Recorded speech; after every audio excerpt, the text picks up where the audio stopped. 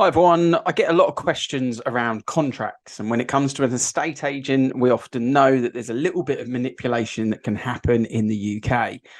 But when talking about contracts, which one is the right one to sign? How do you know if an estate agent is trying to stitch you up? Should you even be signing the contract? Should you be committing your house move to an estate agent for 6 months, as an example? These are all questions we get asked all the time. And what I wanted to do on this quick video is just talk you through exactly what estate agency contracts should and do look like.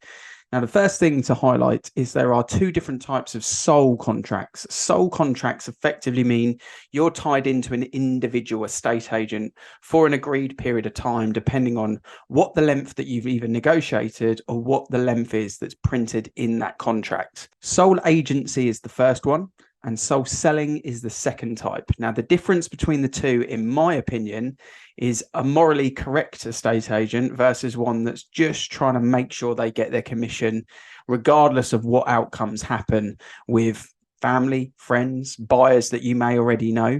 A sole agency agreement means that if that particular estate agent introduces a buyer to your home, then they are due commission, a fee, payment for doing the job that you've asked them to do. A sole selling contract is slightly different. This means if anyone buys a property, including your mum, dad, son, daughter, auntie, uncle, within that agreed period of time, even if they already knew about the property, that they would also be due a fee. So you could argue morally that's a little bit incorrect. So when you've got an estate agent coming out, what you first of all want to ask them is, are you offering me a sole agency contract or a sole selling rights contract? Really, really important. Multi-agency is obviously the third option, which most people will know. It just means you can add multiple agents to that agreement. Personally, I'm not a big fan of this. I think if you do right by your gut, I would say at the beginning, and you do your right research on the estate agent, then hopefully you're going to pick the right agent from start, and you're not going to have to worry about adding an additional. But what's probably quite important is if you think that estate agent you're 50-50 on, maybe look at trying to get a reduction in the length of sole agency, tie them to maybe just 4 or 6 weeks as a maximum. And then if you really feel like they've done a good job, but there's maybe another agent out there that you would like to try as well, then you could look at adding two.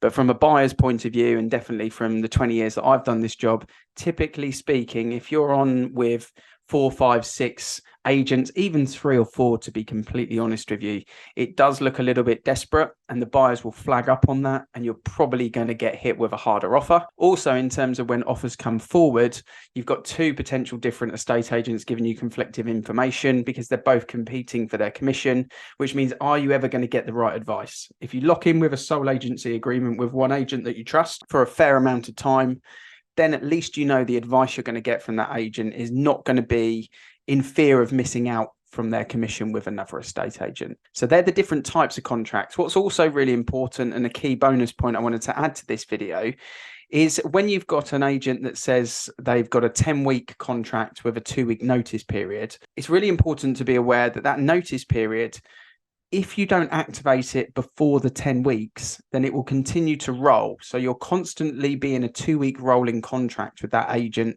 even if you didn't want to be. So let's say it's a 10-week agreement. You've gone 13 weeks down the line and you decided, actually, we've done our 10 weeks and now we're deciding we're going to use a different agent. Well, at that particular period of time, you're still going to have to give 2 weeks notice, meaning your total amount of time you've given to that agent in this example would be 15 weeks. So again, if you think you get 5, 6 weeks down the line and you're thinking, actually, we'd like to try a different agent, maybe they left your front door open, maybe they haven't given you feedback, maybe you haven't had a viewing, maybe you're just not able to get hold of them in the way you thought you were going to, then you could serve notice at that period of time. Say it's 6 weeks, give the 14 days notice, the 2 weeks notice on email, confirming that your agreement will run out on the last day of that 10-week contract. It's really important you put that in writing, and it's really important that you highlight that the date of the 10 weeks is when that contract will run, and that you've given your 2 weeks notice well within inside that 10 weeks. That's going to give you the minimum amount of time that you have to be with that particular agent if you're unhappy with them. If you're totally happy with them, then obviously it's a totally different situation. You can just leave it rolling. So there are a couple of things to look at within the contract. Now, some agents will tie you in for 4, 5, even 6 months. Again, you got to look at things morally. Why are they trying to do that? Are they fully committed to the job? Do they really believe in themselves? Or are they just trying to lock you in to give themselves the best chance of getting their commission? Personally, I don't think we're in a marketplace where a 6-month contract is fair for anyone. It's half a year of commitment, and it's your move. It's your potentially your dream move with your family that you're looking to try and achieve here. So putting all your eggs in one basket for 6 months seems slightly unfair in my view. If you've got any other questions at all around contracts, then you can reach out to anyone at Avocado Property. If you're in an agreement with an estate agent at the moment, you want to get out of it, maybe they've not adhered to their service level agreement, then you're more than welcome to drop us a message and we can have a chat about it as well.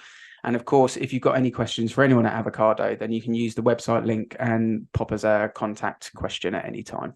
Thanks for watching. Hopefully you found that helpful.